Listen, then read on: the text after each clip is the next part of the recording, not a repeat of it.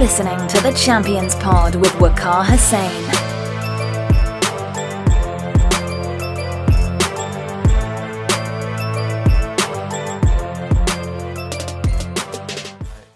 Here we go then, first episode of the Champions Pod, guys. Welcome back to the channel, another upload, 2 in 2 weeks, I know. I'm in great form. Welcome to the show. This is of course just a pilot episode just to see if we're any good at this, and if we are, then I'm pretty sure we'll be recording more in the future. On today's show we're going to be breaking the ice. We'll be talking about how and why we became so obsessed with sports, and I'm going to be introducing my co-host. So without further ado, do you want to introduce yourself? Yeah, my name's Nisar. It's a pleasure to be on this podcast. We've tried a lot of times to do it, and we're finally here. So we've made it. I've known Waqar for quite a long time. I'm a Liverpool fan. I'm a fan of boxing and UFC. A big sports fan in general, and I'm a big fan of life, really.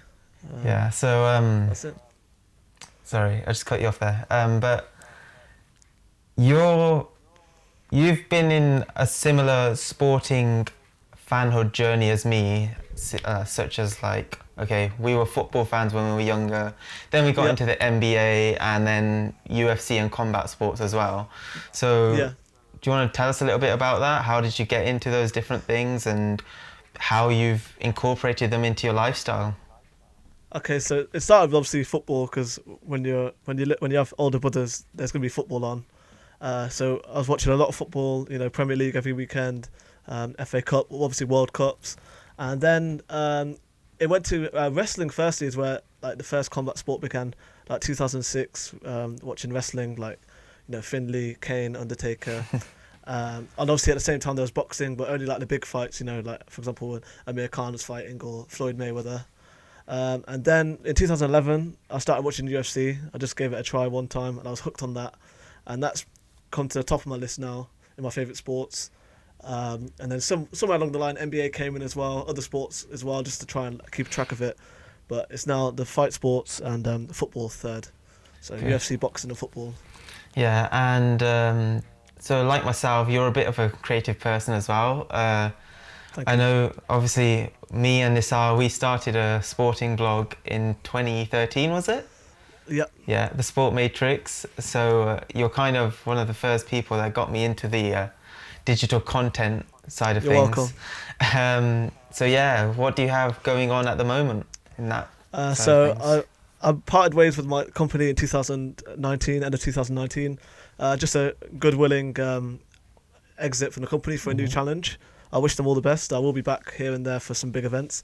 I've got my own website called NSR now, which is in development. We're going to try and bring new sports analysis and maybe some things from the world of pop culture, maybe some music, technology, news, and just things so I can diversify my interests rather than just having to speak about sports all the time, although it'll be heavily focused on sport. So the social media link is down below here. Okay, yeah, definitely in the description. Yeah. Thank you. And we'll be looking forward to posting new content, hopefully having you on. If we do go for a podcast, we will try and get you on there as soon as possible. Inshallah. And inshallah, so yeah, that is where I'm at currently, along with university and so on. So obviously I'm a Liverpool fan as well, top of the league, you know how it is. Waqar, you're a Liverpool fan as well, so what does it feel like at this moment to be a Liverpool fan? Because obviously we're on cloud nine, but just try and explain it to people who aren't necessarily on that cloud nine right now. Yeah, obviously, as you said, we're on cloud nine right now. I'm only 21, but I can't imagine there's been many better seasons in the history of the club. I know we've got, the record points total at this point of the season, and long may that continue. But for Inshallah. me, you know me, I've been a big fan of Klopp since his Dortmund days, so I'm just glad to see that he's proving all the doubters wrong. There were a lot of debates early on in his tenure about, is he good enough? Is he, there were comparisons to Rodgers in terms of the win rate. He hadn't had a great record in terms of major cup finals, so he had that against him. But gradually over time, we've seen he's improved the players, he's improved the playing style, and yeah, now we have arguably the best team in the planet. Definitely, I agree. There's no denying it at this moment in time. So the Premier League, inshallah, it does happen. Still, you know, waiting to say it's our year. Of course, but, yeah, of course. If that happens, it will just be the cherry on the cake. You know, 30 years of waiting, and you know we've had the. So if you go back to Klopp's first interview, I think it was his press conference when he signed, he said, "We need to become believers, doubters to believers." That was the key quote from that day, and you can see that. You know, we had the disappointment of the 2018 Champions League final where.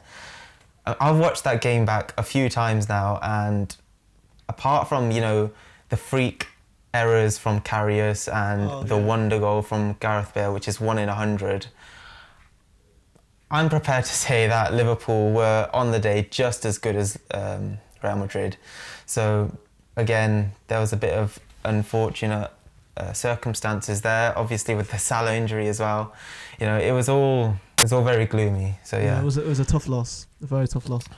But But since then, then, you know, doubters to believers, that's the thing. So after that final, everyone was like, okay, so he's lost the League Cup final, he's lost the Europa League final in his first season, and now the Champions League final. So is he actually going to bring success to this club or not? What does he do? He buys Naby Keita, Fabinho, Alisson, which I think has been his biggest signing by far. I know Virgil van Dijk, some people think he is, which is, you know, the obvious candidate. But yeah, so he's brought us back, the 97-point season, and then we've gone and won the Champions League in Madrid, which I think is quite poetic in itself. definitely. And yeah, so to have the 97-point season and not even win the Premier League, which must have been devastating for the players. And then he hasn't even bought any players in the transfer window. So he's shown belief in his current playing staff. And that is what I think encompasses the entire journey that we've been on. He just uses what he has at his disposal and makes the most of it. And he's improved his plays again further this season.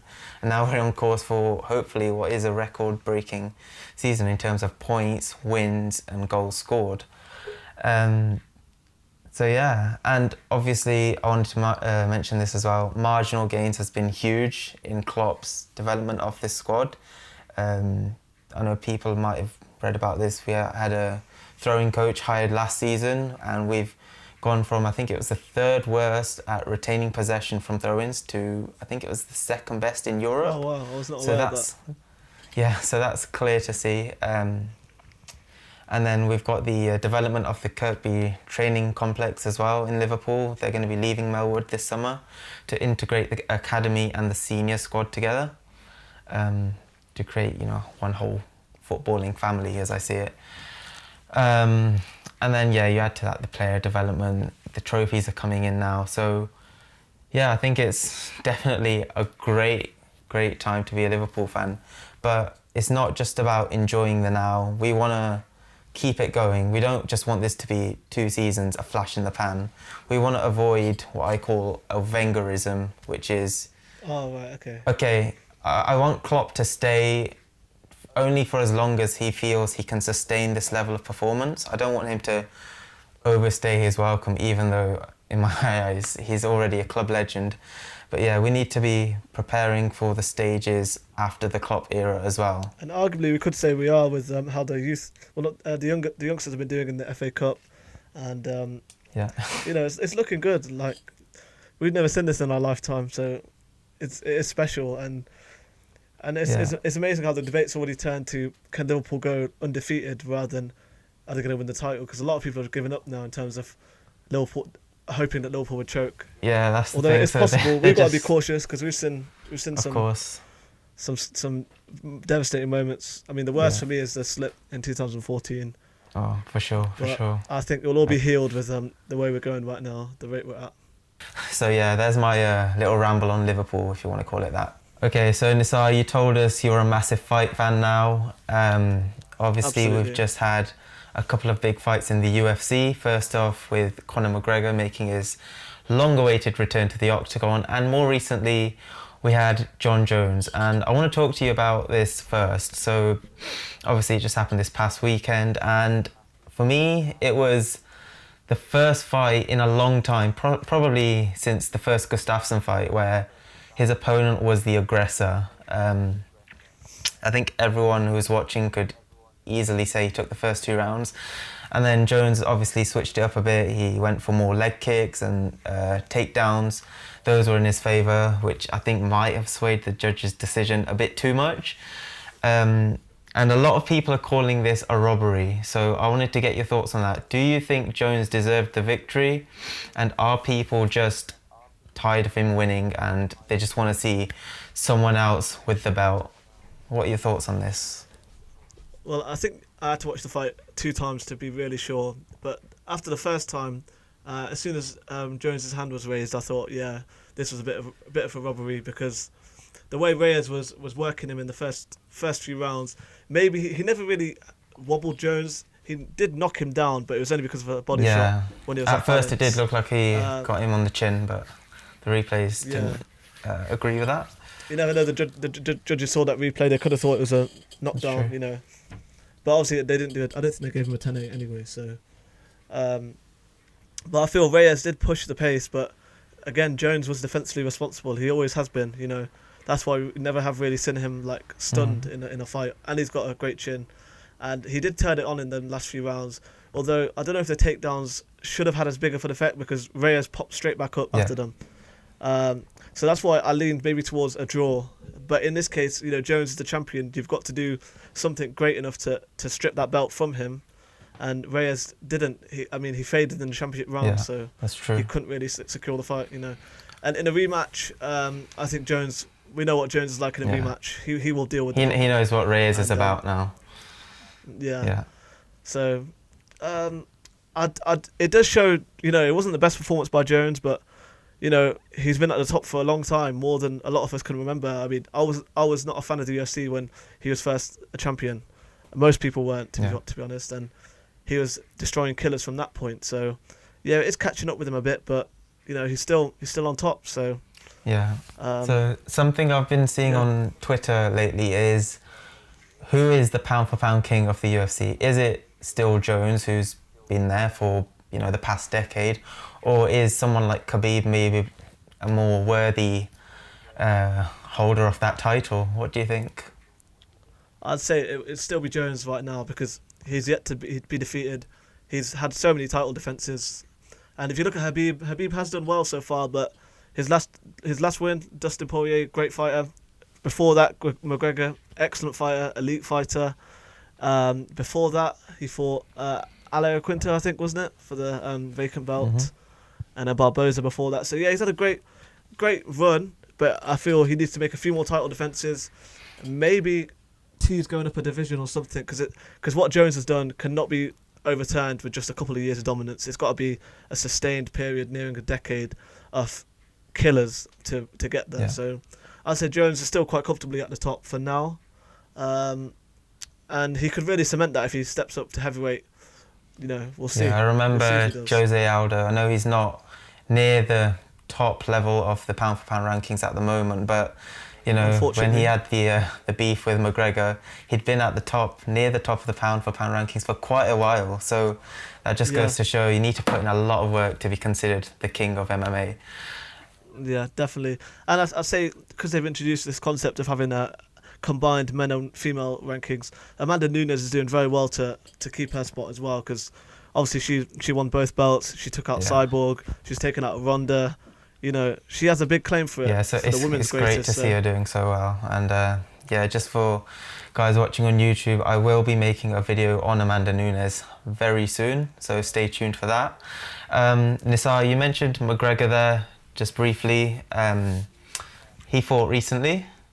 What did you make of that? And do you think he's back in the UFC for good? I hope so, because I thought he looked brilliant on that night. I mean, he was fighting Cerrone. You could say, you know, the quality of opposition wasn't quite there, but this is Donald Cerrone, a man with the most wins in the sport, or in the UFC, and he blew him out in 40 seconds. You know, he looked aggressive, he looked strong, he looked like a real welterweight this time, which was a difference to the first two Diaz fights. He was a proper welterweight, so he will have more strength should he fight Khabib. I'd say featherweight is obviously out of the question now. It has been for a while, but this confirms it. But it's going to be very interesting. He holds all the cards. I'd personally say next for him should be, Habib and Ferguson are tied up till April. We'll see how that goes. Masvidal and Usman are going to fight each other, it looks like. So if he can't fight Masvidal, I'd say he should take on Justin Gaethje and, secure at least one title shot, because Masvidal and Usman will be waiting after that anyway. So you're not of the opinion that the trilogy fight needs to happen right now? With Nate Diaz? Mm-hmm. I don't know if Diaz will be as up for it now. I feel it's Diaz losing to Masvidal has kind of dropped his stock a bit. Yeah, definitely. The way Masvidal dealt with him as well, you could say he was slowing down towards the end, but Masvidal, for the time the fight lasted, Masvidal was all over him. So yeah, but then again, you never know with these Diaz brothers. They're hard bastards. Excuse my language, but yeah. I would love to see him fight Nick Diaz. That would be a fantastic fight. Ooh. But I don't know if Nick will come back. And that brings a whole other dimension to this game, because Nick will probably want a piece of Masvidal as well. So, but I'd say the chances of Conor winning a world title in the UFC are as big as they have been I'd say, since January 2015 when he had the Aldo fight lined up. I feel he's in the contention again. Interesting stuff. Okay, so guys, we'll be back in just 2 seconds.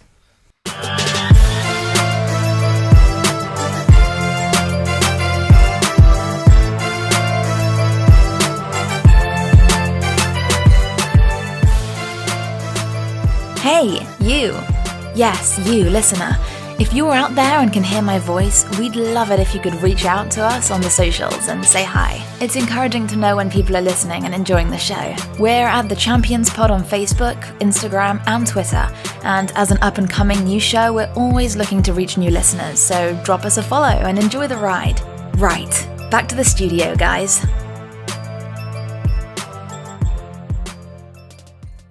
Okay, so obviously we've got the Champions League knockout stages coming very fast, next week in fact. A lot of stellar matchups in the lineup. Which ones stand out to you, Nisar? Well, it's a great feast of games. I'd say obviously Atletico Liverpool is going to be a compelling one. Can Liverpool's fierce attack, can Simeone have an answer to them? Because I'm sure he's been keeping an eye on us as the best team in Europe, and I mean, he could have a plan. He could have devised a plan to take us to give us trouble, really. Dortmund PSG will be an interesting one. Let's see if PSG can finally, get some momentum going this year. I mean, if Neymar's going to be back, is he going to be fit? That's always a whole new dynamic. Man City, Real Madrid. I mean, Man City should win this, but I mean, Real Madrid are Real Madrid for a reason, And I'm excited for Napoli-Barca. Napoli may have their issues, going on, but so do Barca essentially with this whole Messi fiasco. Yeah. I'm going to see how Napoli seem to find something different when they're in Europe compared to Serie A. So, let's see how they crack on in that game. Yeah, and obviously we've got the repeat of the 2012 final with Chelsea and Bayern. None of those clubs quite at the peak of their powers at the moment, but I'm pretty sure it's going to be a blast of a tie. We've also got Tottenham and Mourinho in the Champions League up against Julian Nagelsmann and RB Leipzig, who for me are, they're coming of age now. They've got Timo Werner, who's one of the hottest strikers on the continent at the moment. Then they've got a strong spine with Peter Gulaschi in goal. They got one of the most sought after young defenders in world football with Upamecano at centre back, and also I want to mention Marcel Sabitzer. He'll be one definitely to watch out for Tottenham fans. And also Atalanta Valencia. I think it's the tie of the round which goes under the radar a bit, but remember, one of these teams is going to be in the final 8, the quarterfinals of the Champions League. I don't know too much about Valencia, but Atalanta, over the past few years, they've... who do I compare? Kind of Kloppism, but not really. So they play one of the most expansive styles in the Italian league. They've got a front three of Zapata, Ilicic. They've got Luis Muriel now as well. So they're very entertaining to watch. I think they are the highest scoring team in Serie A. over the past 2 years. So that'll be entertaining, if not the big names that you're looking out for in the Champions League. And then obviously you've got Lyon versus Juventus. You know, can Ronaldo do it again in the knockout stages? That's what we're all looking forward to. And Napoli-Barcelona as well. As you mentioned, very intriguing tie there. Carlo Ancelotti not there now for Napoli, but let's see how they do. So I'm going to come to you now for some quick-fire predictions in the Champions League. I just want you to say the name of the winner, and if you want, you can say the prediction of the score as well over the 2 legs. So we'll go first with Chelsea versus Bayern. Bayern Munich, 3-1 in aggregate. I'm going to say Chelsea to win that on away goals, 2-2. Next we'll come to Lyon versus Juventus. Juventus to win comfortably, 3-0 aggregate. Yeah, I agree with you. I expect Juventus to win, but I think Lyon are going to score, so I'm going to go 4-1. Spurs versus Leipzig. Spurs on penalties after. I think they'll split it 1-0 each side. Okay, interesting. Oh, this is a tough one. I'm going to go with Leipzig on away goals, 2-1. Next, we'll go to Napoli and Barcelona. 3-2 Barcelona on aggregate. Yeah, I still expect Barcelona to, have enough to get the job done. So I'll go with 3-1 Barcelona. Next, Atalanta and Valencia. I really don't know which way this is going to go, so I'll say it'll go to penalties and Atalanta will win. Penalties, okay. I'm going to go with Valencia to win. I think it's going to be high scoring. I'm going to go 4-3 to Valencia. Next, we'll say Dortmund versus PSG. What do you think is going to happen in that one? I think this will be the best tie of the lot, and I believe PSG. No, actually, I think Dortmund are going to stun PSG 3-2 on aggregate. The young guns. Okay. I'd love for Dortmund to do it, but I just think PSG, they're every year we say they're focused on the Champions League. Can Dortmund really stop them? I'm not so sure. We'll find out. I'm going to go with PSG on this one. 3-2 on aggregate. Next, we'll go to what I think is the tie of the round. I know we haven't spoken much about it so far, but if you want to say your thoughts on this one, Real Madrid versus Manchester City. I think it's a great tie.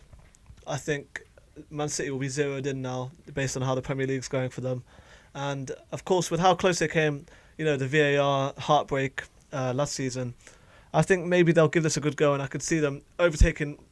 Real Madrid may not be at their best right now, but beating Real Madrid will be a big feather in the cap for them, and I think it's what they need, and I believe they are capable of doing it now. So I'll say Manchester City 2-0 on aggregate. Yeah, I think most people would expect Manchester City to shift their focus now on the Champions League, but then again, Real Madrid, this is their competition. I know they were knocked out by Ajax last year, but they're in a rebuilding phase, okay, but they are still in contention for the La Liga title. They're still winning trophies, of course. They won the Super Cup last month, so they're still a big institution in football. And as much as I think Manchester City are going to zero in on the Champions League and make that their prime target for the season, I'm not so sure Real Madrid will make it that easy for them. So I'm going to go for the Spanish side here to win. Do you think that will affect Pep's fate at the end of the season? Oh yeah, definitely. I think even if they got to the Champions League final, the fact that So, you know, they've had 198 points in the 2 seasons. So that does give him a bit of leeway. He does have license to have a bit of a drop-off. But, come on, with that squad of players, with the additions they made in the summer, they shouldn't be 22 points behind. It's a great point. Great point. I'm not so sure that the Champions League will be the be-all or end-all for Pep's fate. So yeah, I'm going to go with Real Madrid to win 5-3 on aggregate. And finally, we're going to come to Liverpool. Are they going to be stopped by Atletico Madrid? I'm confident, but I'm also nervous because it's Atletico, you know. Yeah. It's going to be interesting to see how we deal with them, if we can break them down. I think we'll struggle to break them down, but I think we'll beat them 2-1 on aggregate, inshallah. 2-1. Yeah, interesting point you made there. Can we break them down? That, you know, it takes me back, you know, a year or two now, when we were struggling against low block sides in the Premier League, particularly coming up with a lot of draws. But if you fast forward to now, you know, we don't drop many points now. We always find a way. We have, you know, set pieces. We have the counter-attack. We can play total football, possession style based. So I think there's a lot of ways for Liverpool to win games. And Atletico, they saw Griezmann last year. They're not having a typical Atletico season. Obviously, they lost Godin as well, which goes under the radar a lot. So